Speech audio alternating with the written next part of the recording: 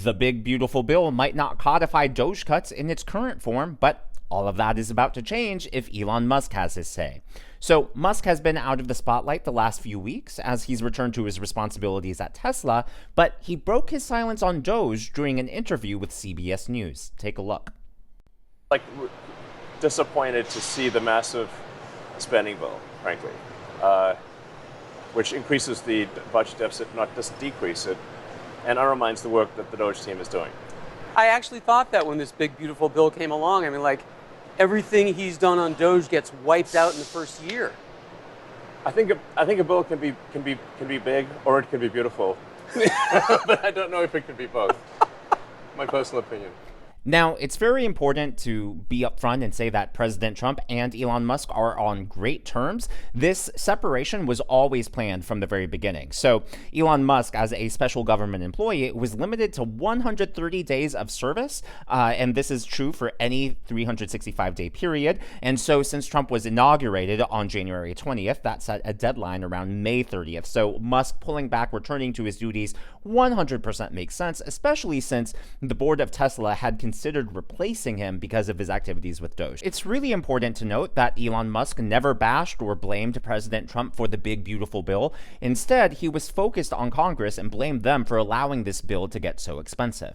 Now, where things really get interesting is the fact that the White House has been pretty hands-off with this bill, right? And that undercuts the narrative that the left has put against President Trump his entire political career. They've always claimed he's a dictator, he's an authoritarian, but the White House has allowed Congress to do its job with this bill. Well, ever since Elon's interview, the White House has gotten more involved, and they've now revealed publicly that they are pressuring the House to codify some of these Doge cuts.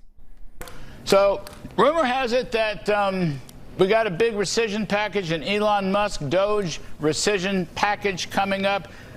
Can you confirm it? I can. We'll be sending that up on Monday or Tuesday whenever the House is back in session. They will get our first rescissions bill. And again, this has been proposed and we've talked about it. We want to make sure that Congress passes its first rescissions bill, including the Doge, and we will send more if they pass it. And so this is the first one is foreign aid, USAID cuts, many of the waste and garbage that was funding not only wasteful but hurting our foreign policy, but also the Corporation for Public Broadcasting and NPR. We'll be sending that up and we're working with Congress, and we've had good conversations to make sure that they knew what was coming. They had some input as to changes that could be made to make it something that could pass the House, and we're excited for that to occur next week. Yeah, and let's not forget that the bill is in the Senate right now, and there are at least 4 senators on record saying that they're going to vote no on the bill in its current form. So by the time it gets back to the House, there will be many proposed cuts and amendments that will drastically reduce the cost of this bill, and that's all before the White House starts pressuring the House to start codifying some of these Doge cuts. Well, apparently Elon Musk has been upset for a while. CNN's Scott Jennings had a chance to interview him around the 100-day mark, and Musk back then was already upset with the swamp. Not with President Trump, but with lifelong DC creatures who would say they wanted to reduce the deficit and the debt, but would fail to take any action on it. I mean, it is interesting to me. He's a business leader who's looking at this and saying, this is a bad idea. Well, I did interview him. I'm writing this book. It's called Revolution of Common Sense. You can pre-order it on Amazon right now. It'll come out in the fall. Great Christmas gift, FYI. This was on the 100th day or so in office, and I could tell he had some frustration with some of the Republicans he'd met in Washington about their lack of enthusiasm for cutting spending. And everybody says they want to do it until you're given a chance to do it. In this particular, and then it gets hard. In this particular case, I think you can actually do both because of the way the rules of the Congress work. They can't actually do the discretionary piece in the reconciliation bill. They have to do a rescissions package. And my understanding is the Speaker of the House wants to do it. They should do that because the Doge effort is worth codifying. It's worth keeping this flame alive. All Republicans will tell you they want to see wasteful spending cut, and they want to see it done on a rolling and permanent basis. So I'm still very grateful for Elon Musk and what they started, but the Congress has to pick up this ball and do it in a different vehicle. And I think personally, part of the reason why this bill is so expensive, why so many bills are so expensive, is because Congress, instead of voting on one specific bill, on one specific issue, they try to do everything all at once. And look, I get that that can be seen as more efficient, but the reality is that when you have a huge bill, to get all the votes that you need, every single congressperson wants a slice of the pie. They want to secure money for their district, which, yes, I get it's their job. But when you have a bill that's this big, honestly, it just gets filled with a lot of pork, with a lot of junk. Whereas if you voted on one specific item, instead of trying to vote on everything, like the entire budget all at once, you could really narrow in and say, do we really need that much money for whatever the subject is, right? You can really debate the merits of it, but rather these bills end up dying death by 1,000 cuts in terms of their budget. But there is good news in the midst of all of this. So keep in mind that the month of May is not yet over, but according to Yahoo Finance, Trump's tariff revenue has already topped $22 billion in May. This was written yesterday. Of course, a few more days left, so it'll be interesting if that goes up higher to 24, 25, or even 26 billion. Now, this is up from the $16.2 billion that we raised in tariff revenue in April. So the fact that we're already at 22 billion in May, up from 16.2, May's not yet even over. Let's say that we get up to 25, 26 billion. That $10 billion jump month to month is a great thing. It shows that the tariff revenue is up to a great start. But unfortunately, it's still just a drop in the bucket when it comes to our overall federal government budget. So on this chart, you can see this comes from the Treasury Department. At the very bottom, the monthly tariff revenue in green is just a blip on the radar when you take it into the context of our spending. What's in blue is the total monthly government receipts. So that's actually what's being charged that month. What is in red, the monthly government outlays, is the literal physical cash that's being spent to settle our obligations, such as our debt or the interest on the debt. So the blue, if you think about it this way, just from a consumer standpoint, right? The blue is what you charge to the credit card, and then the red is what's being spent later to actually pay for that credit card, which is why the red is way above the blue. So as you can see, the tariffs have a long way to go to make up for all of that. Now, I do believe that the tariffs will make a difference. I know that in the past, the tariff has paid for our federal government. We do have a history of that. The IRS hasn't always existed, but it's both, right? It's not either or, it's both. And what I mean by that is it's not just the revenue for the federal government, but it's also how much we spend. Spending is also a problem. We spend more today, spend more per capita on not just a literal dollar basis, but as a percentage, spend more per person, per taxpayer than we ever did in the past. So yes, we can get our revenues up, but if we don't get spending under control, it's not going to fix anything. It's sort of similar to being on a diet, right? It's about calories in versus calories out. And you can work out all you want, but if you don't control how many calories you eat, then it's not going to add up. You're not going to lose weight. And same thing here. If we don't rein in our spending, nothing's going to happen. In today's video, I would like to acknowledge Sue Bryant. Always good to see you, as well as Houston Sammy Girl. Good to see you, as well as the members of today's Governor's Club. These are people who've given tips or super thanks to the channel. Thank you so much, and I'm glad that you enjoy the videos. Now, Ron DeSantis in Florida is starting to throw his political weight around, and he's trying to put pressure on Congress to codify some of these Doge cuts. So I really like now it's sort of everyone, it's all hands on deck, right? We have the White House putting pressure, we have Elon Musk putting pressure, and now Ron DeSantis. Take a look at what he had to say. $1 trillion deficit is a tax on you. It works its way through the economy. There's no free lunch, and that's what ends up happening. And it's a little frustrating. You know, Elon Musk went into this Doge effort.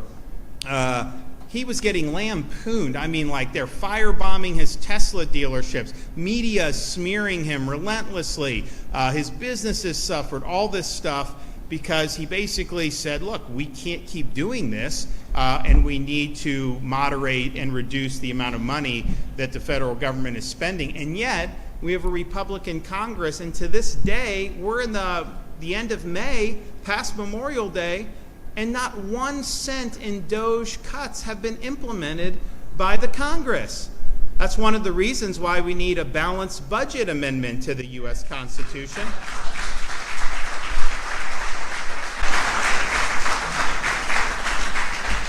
It's another reason why we need term limits for members of Congress.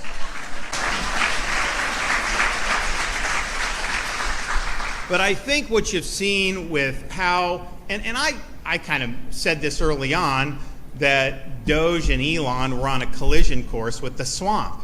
And the question is, what would happen? And I don't think there's any question that Doge fought the swamp, and so far the swamp has won. And that's just unfortunate, but I don't think you can look at this any other way. So this is hardwired into how the people in Washington are borrowing and spending your money. But it has huge implications for the viability of our economy, our country, and everything going forward. And, you know, don't tell me it can't be done. When I became governor, so if you look at, Florida's been a state for 180 years, if you look at all the debt that's been accumulated over our entire history of statehood, just since I've been governor, we've paid off 41% of it. And we're doing more every day. So that's not adding to debt, that's reducing debt. We have the lowest per capita debt of any state in the country, and if you looked at what your share as a Florida resident is for our outstanding state debt, it's about $400 a person. What is your outstanding share for the U.S. federal debt? It's like $105,000 a person and escalating. Ours is declining. You also look at Florida, we have the lowest number of state employees per capita. Don't have a big bureaucracy. We are also the second lowest in terms of spending per capita of all the 50 states. Now, I'm not sure if he's trying to prove his credentials. Maybe he's eyeing a 2028 run. I would have thought that after he flamed out of the primaries that he would stay out of presidential politics, but you never know these days. But part of what's interesting is that Florida just enacted into law, you can actually use gold and silver now as legal tender in the state. And there's been this huge push, especially among conservatives and those who are fiscally minded, to return to the gold standard, basically, where monetary fiat is tied to the value of gold and you can exchange it. And what that does is it prevents the Fed from just being able to print out so much money willy-nilly, which is part of the reason why we're in the crisis that we're in now.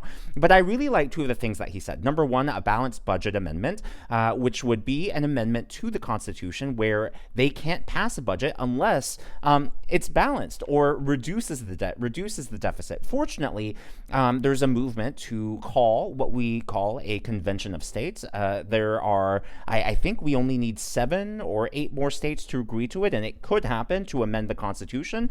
On top of that, what he was calling for, term limits right there, a lot of people agree with. So what I really like about all of this is that, during the primaries, as usually happens, parties fracture and everyone is in their own camps. But now that President Trump is in office, everyone is on the same page, and the Republican Party is united, and conservatives, constituents, pundits, the media, influencers, creators, they're all putting pressure on Congress to codify these Doge cuts. Actually put your money where your mouth is. And just do the thing. So I really hope that something happens with all this pressure that's coming in. But as always, all of that is just my analysis and commentary. That's what's going on in the world of politics from my point of view, and I would love to hear from you. So, what you heard from the White House representative there saying that they're going to send basically a new rescissions package to the House for them to codify, like taking away USAID funding, PBR. Do you think that that's enough, or do you want to see even more cuts? Let me know what you think down in the comments below. If you haven't already, please be sure to give me a thumbs up. I know it's a simple thing to ask for, but it really does help me reach more viewers like you in the algorithm. Be sure to smash that subscribe button and to check out one of these videos.